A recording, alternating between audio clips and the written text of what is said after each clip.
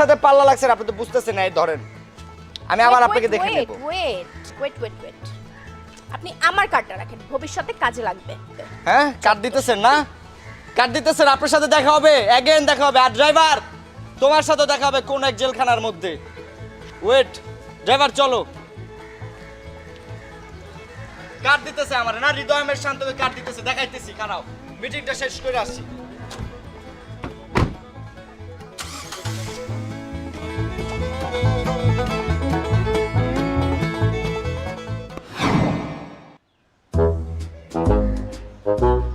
Hello, জি আপনি কি হৃদয় আহমেদ শান্ত বলছিলেন?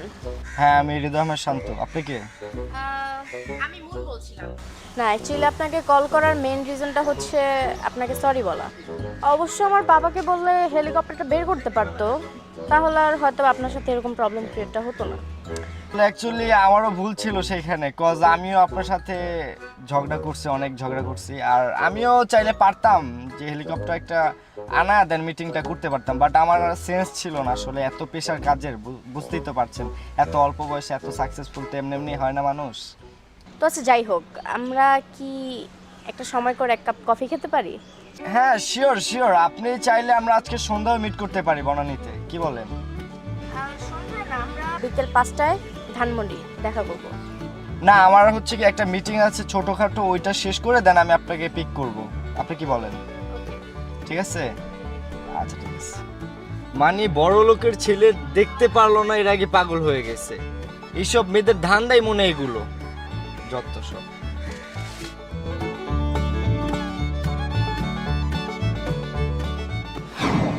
তোমার সাথে আসলে না আমি এই নেচারটাকে ফিল করতে পারি। বলো তো কিভাবে? কিভাবে? এই ধরো যে 24 ঘন্টা তো কারে থাকে, বুঝো না, কারে তো তোমার এসি ফিট করা থাকে, তো মনে হয় যে এটা কোনো নেচার না।